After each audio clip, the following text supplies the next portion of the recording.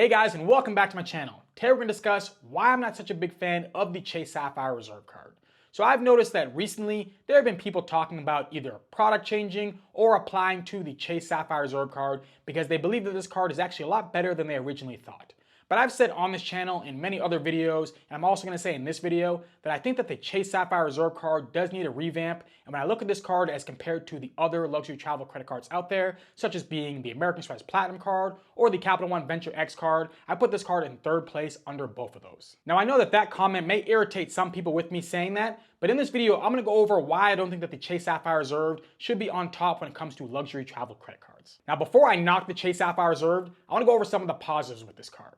The Chase Sapphire Reserve is going to be the easiest card to get yourself decent value, even if you happen to be a complete beginner in this game for your points. Because with the Chase Sapphire Reserve, if you want to redeem it just for a regular statement credit, you're going to get yourself 1 cent equaling out to each point. But if you decide to use it through Chase's travel portal, you're going to get yourself an additional 50% bonus for your points. It means if you happen to have 100,000 points, instead of only being $1,000 for a redemption, you can get yourself $1,500 towards a travel redemption through Chase's travel portal. This can come in handy in many places. And if you are someone who doesn't want to learn the ins and outs of transfer partners and the different airline alliances, then getting yourself 1.5% back on your travel purchases is definitely a decent redemption for your points. I consider decent above 1 cent per point in value. 1 cent per point in value should be the baseline level, so if you can get yourself above that, you're going to be doing better than the majority of people when it comes to redeeming your points. Another thing that the Chase Sapphire Reserve card offers is going to be enhanced travel protections. So with the Chase Sapphire Reserve, you can use this card to get yourself travel protections even if you don't pay for the full round trip with this card. If you just happen to pay for the taxes and fees, even on an award flight going one way, you still can get the travel protections that are connected with the Chase Sapphire Reserve card. Now, I've never used travel protections, but it would be nice to have this benefit just in case something crazy occurred. You also get yourself a full Priority Pass membership, meaning you can get access to the Priority Pass lounges and also the Priority Pass restaurants. This can be big for someone who happens to have a Priority Pass restaurant at their home airport that they like to frequently visit. These are the things that I like about the Chase Sapphire Reserve card. But now that I've went into that, let's dive into the issues that I have with this card. So the issues stem from the fact that there are other luxury travel credit cards out there that they can end up being better use cases for the majority of people. And these other luxury travel credit cards are going to be the American Express Platinum card and the Venture X card. Let's do a quick comparison of these three cards. The first thing we're going to look at is going to be the sign-up bonus. Now, sign-up bonuses for most people is going to be the best way to rack up a ton of points fast. With the Chase Sapphire Reserve card, it comes in dead last, giving you 60,000 points as a sign-up bonus. Coming in at second place is the Capital One Venture X card, giving you 75,000 points as a sign-up bonus. And then coming in at first place is going to be the American Express Platinum card. Now, this card has a wide range when it comes to the sign-up bonus, either of giving you 80,000 membership reward points all the way up to either 100, 125,000, or 150,000 points with the American Express Platinum card. So right off the bat, the Chase Sapphire Reserve starts off in the back, giving you a lower sign-up bonus than the other luxury travel credit cards out there. This should be taken into consideration when you are applying for one of these cards. Now let's look at these cards when it comes to long-term use, meaning after year one. The first thing we need to look at is going to be the annual fee connected with each one of these cards. So coming in with the lowest annual fee is going to be the Capital One Venture X card, with it being $395. The highest annual fee is going to be the American Express Platinum card, coming in at $695, and then slap dab in the middle is going to be the Chase Sapphire Reserve card with a $550 annual fee. Now, since all these cards are luxury travel credit cards, they all have higher annual fees, but the good thing about each one of these cards is that they do give you credits to help offset that annual fee.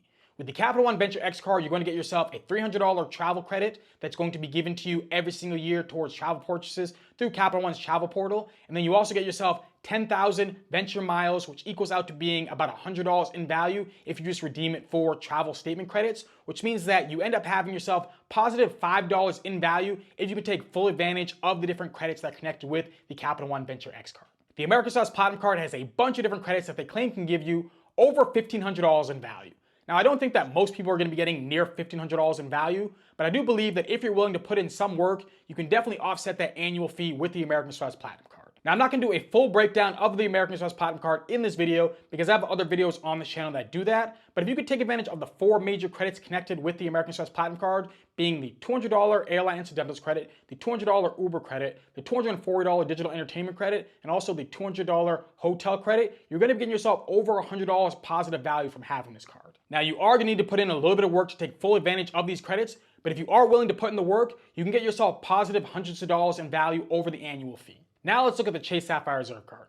The Chase Sapphire Reserve card gives you a $300 travel credit that's incredibly easy to use. You also get yourself a Lyft Pink membership, which I think ends up being a pretty decent benefit because I like to use rideshare services. You also get yourself a DoorDash Dash Pass membership and then $5 each month towards DoorDash. And then you also get yourself a Instacart Plus membership with $15 each month towards Instacart. Now, I'm not someone who uses either Instacart or DoorDash, but my feeling is that way more people would rather the credits that are connected with the American Express Platinum card as compared to the Chase Sapphire Reserve card.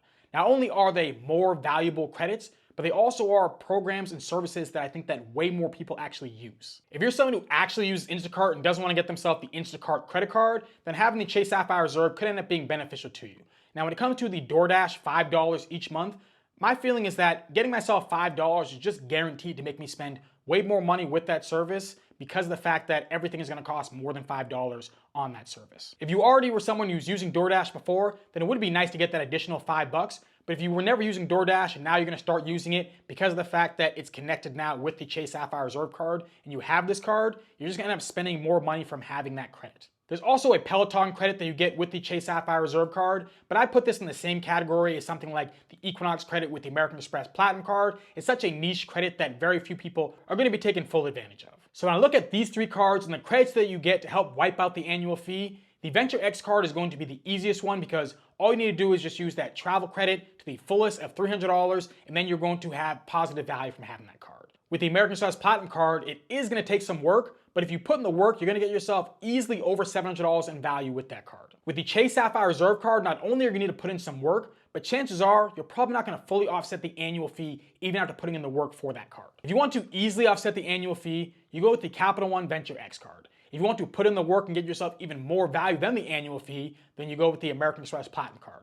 But if you want to put in the work and get yourself about the same level of value, if not a little bit under than the annual fee, then I guess you go with the Chase Sapphire Reserve card. Now, I know that some people are going to say, well, it's not super easy with the Venture X card because you're going to need to use Capital One's travel portal to get yourself the full value.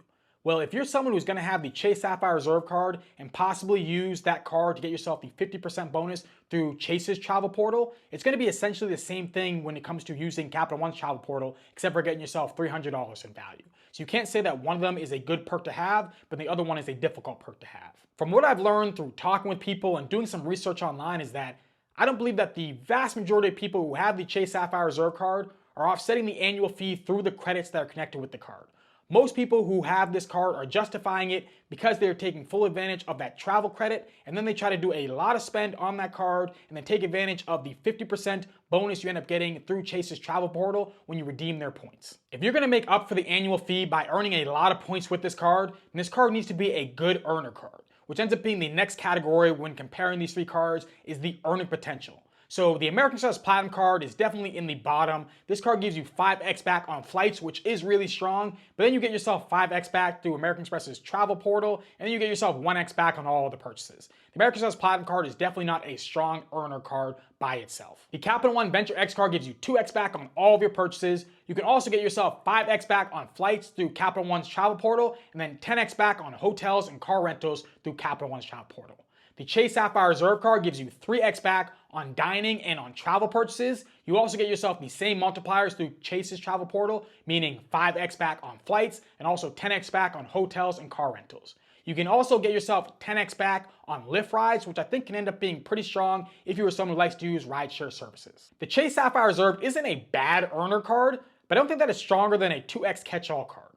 Let me ask you, would you rather have 3x back on dining and on travel purchases, 10x back on Lyft, or 2x back on all of your purchases? For myself, I know I would do better with a 2x catch-all card. And if you happen to be someone who doesn't want to have to shuffle through multiple credit cards because it is a headache for you, then I believe that for the majority of people, a 2x catch-all card would be stronger than having the Chase Sapphire reserved. Yes, having higher multipliers connected to the card is great, but there are so many different categories this card isn't hitting, whether it be gas, groceries, dentist, car, which is all expenses that I've had to deal with over the past couple of months. These are things that pop up throughout the year that I feel are going to end up being more cost throughout the year for most people as compared to dining and travel. Now, if you happen to be someone who does spend more money on dining and on travel as compared to the other category, my question would be is, how much are you spending on these higher multiplied categories over the other category?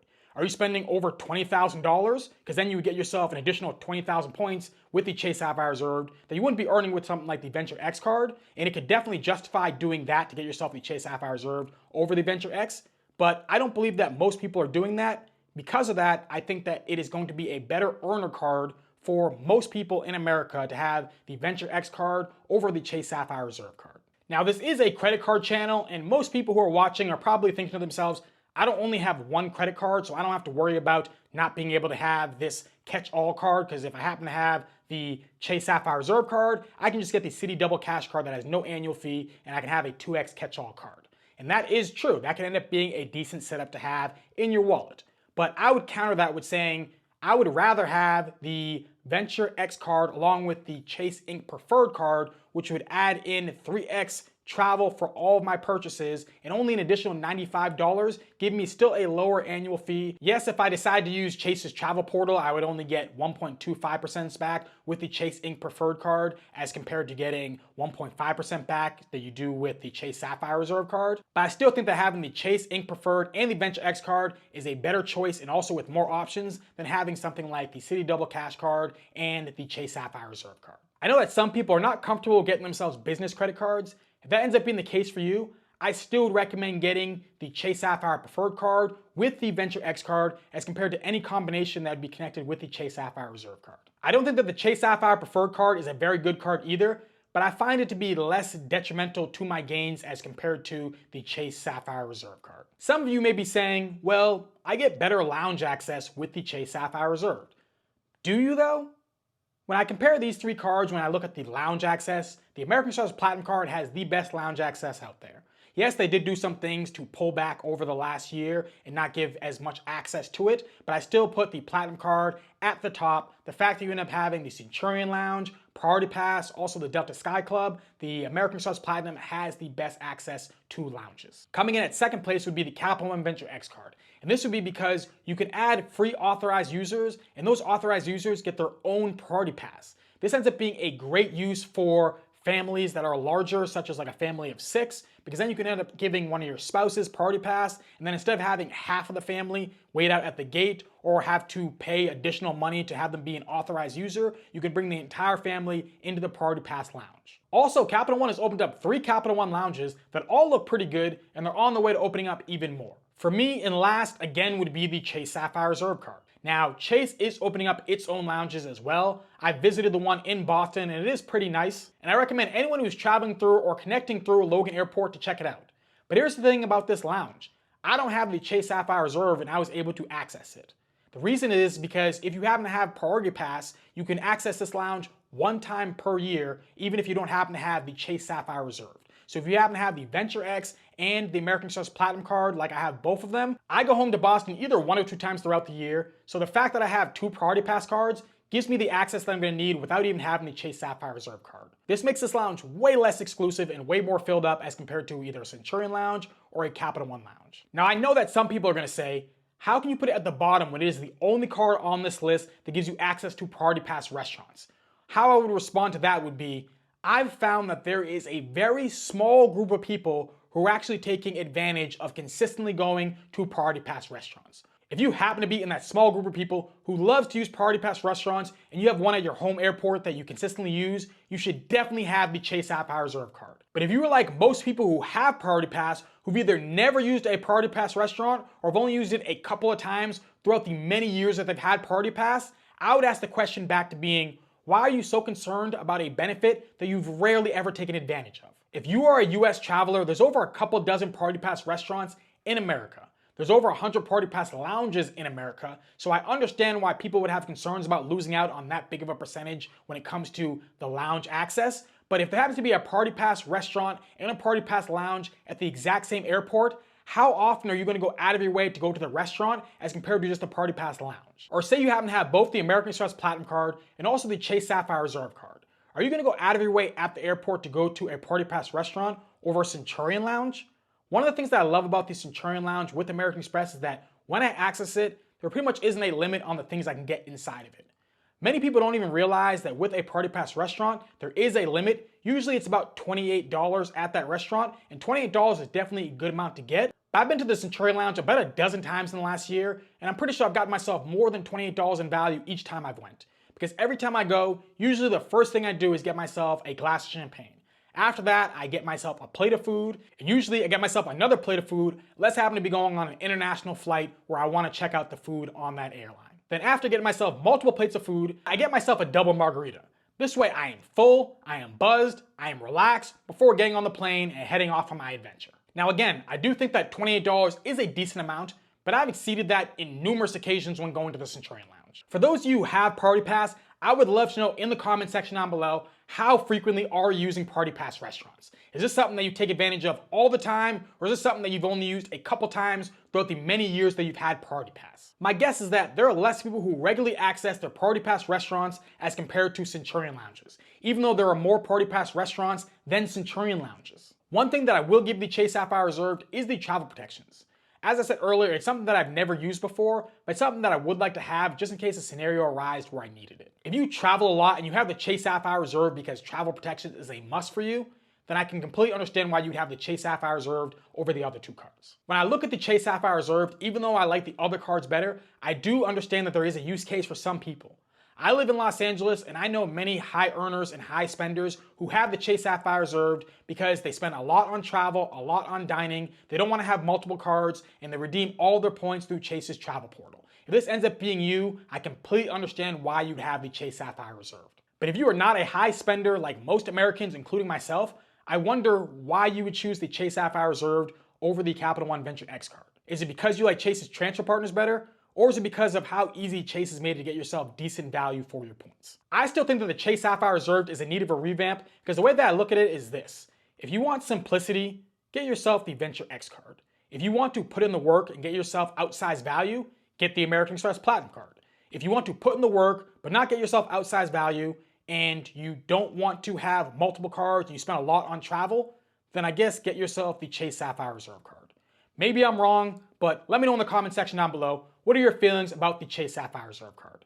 Hopefully you enjoyed this video. If you do happen to have any questions, drop it down in the comment section down below. I'll do the best I can to answer it. If you happen to really like this video, then do me a favor. Hit that like button, hit that subscribe button, share this video, and have a beautiful rest of your day. Peace.